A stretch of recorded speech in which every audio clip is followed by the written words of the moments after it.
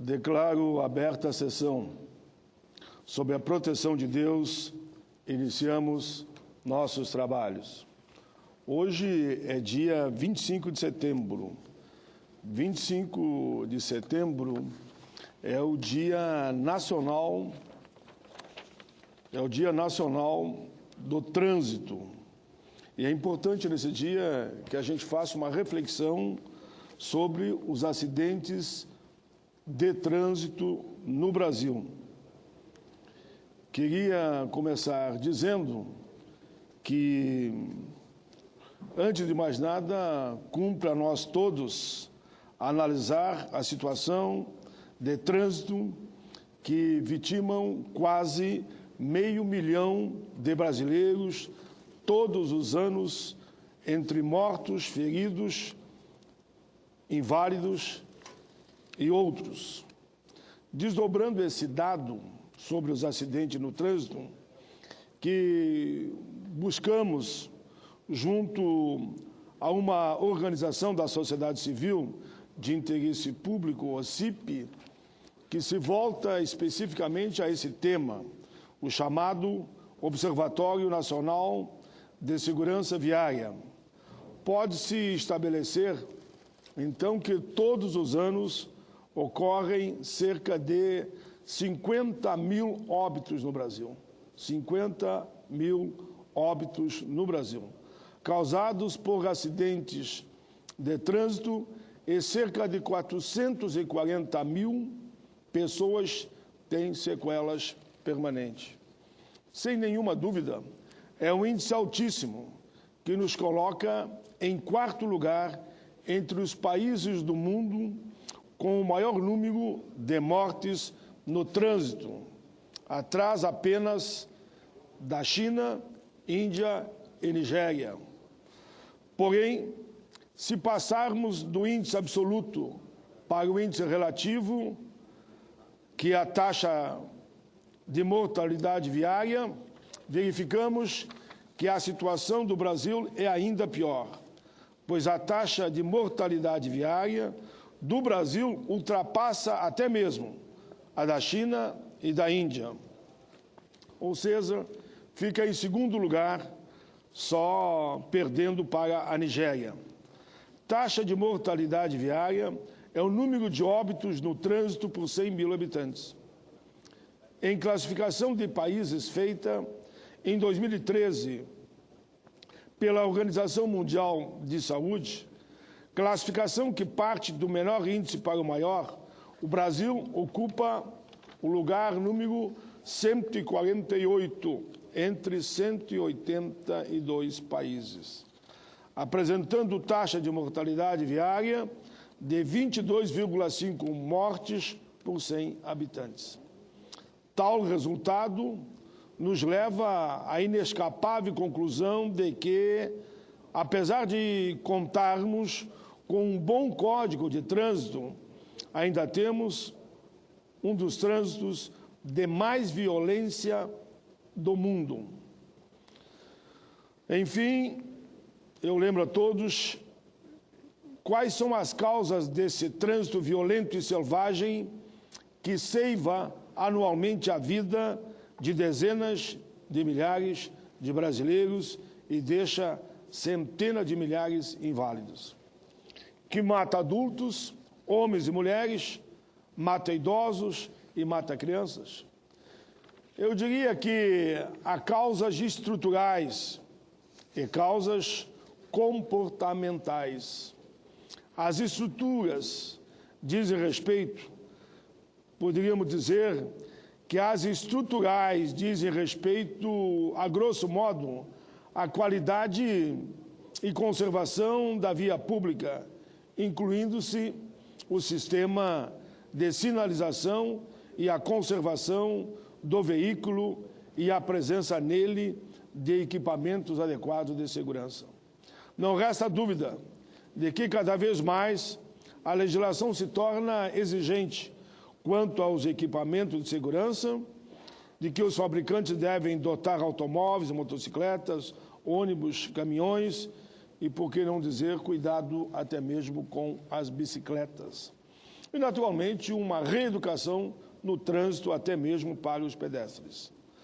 Noto também maior preocupação dos DETRANs em submeter os veículos neles registrados a vistorias periódicas.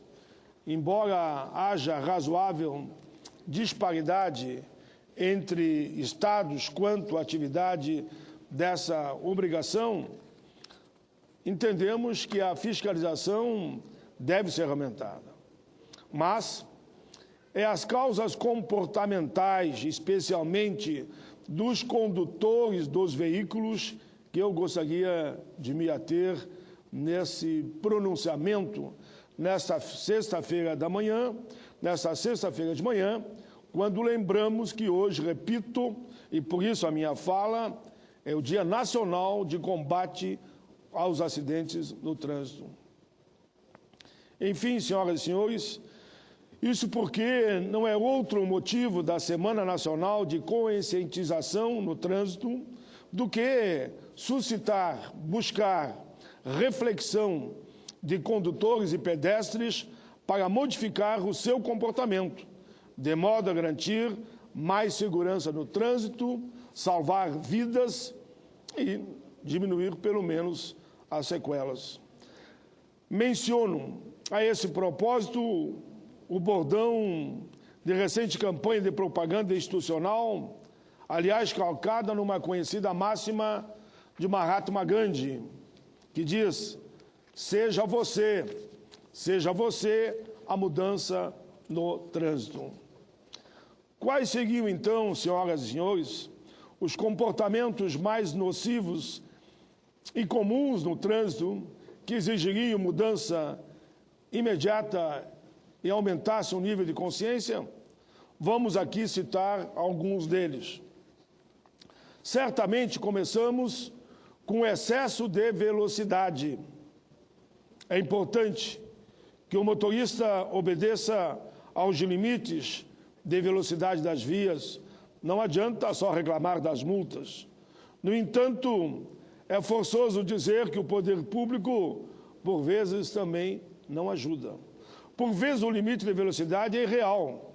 É abaixo, por exemplo, de 40 ou 50 quilômetros numa via larga e segura, que compromete, inclusive, a segurança quando a velocidade é muito pequena para uma via expressa, causando acidente.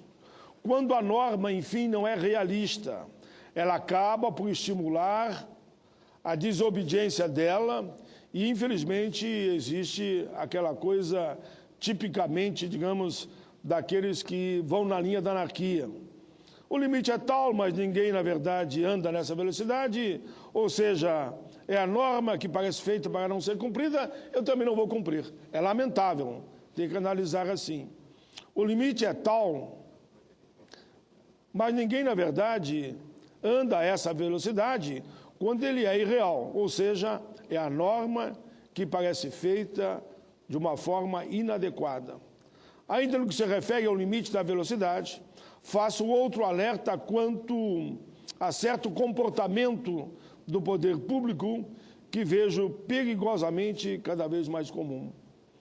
É que as importantíssimas barreiras eletrônicas de velocidade e os chamados pardais, que tanto têm contribuído nos últimos anos para diminuir, ajudam a diminuir, sim, os acidentes, a velocidade máxima das vias começam a deixar de ser exclusivamente fatores para a fiscalização, mas também para o incentivo ao comportamento, por meio de punição aos infratores, que é o objetivo correto para o qual foram implantados, e vêm sendo usados como fonte milionária de arrecadação de multas.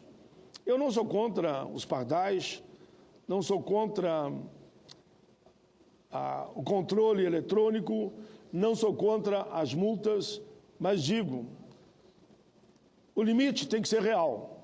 Se for irreal, não ajudará a ninguém. A atitude voraz somente da arrecadação por parte do poder público desvirtua a função social e pedagógica da fiscalização eletrônica da velocidade. E não é incomum que as barreiras e pardais comecem a ser maliciosamente dispostos e escondidos somente para surpreender esse ou aquele, por vezes exigindo velocidade muito mais baixa para o tipo de via, de modo a maximizar a arrecadação das multas. É preciso ter um cuidado com essa política. É necessário dizer o que estou aqui falando, pois a administração pública também, por vezes, prejudica em vez de ajudar a desejada mudança do comportamento dos motoristas. Tem que ser pedagógico, tem para reeducar o trânsito e tem que multar aqueles que passarem do limite chamado razoável. Outro comportamento nocivo que deve ser modificado, agora voltando a falar do motorista, é a negligência com a manutenção técnica periódica do veículo, motor, nível e validade do óleo, freios, pneus, extintores e demais acessórios de segurança devem sempre serem verificados. Outro é falar ao celular enquanto dirige. Eu mesmo canso de ver, quando ando por esse país todo, muita gente dirigindo e no celular. Isso é muito comum nos dias de hoje e muito pouco fiscalizado, como deveria ser por parte das autoridades do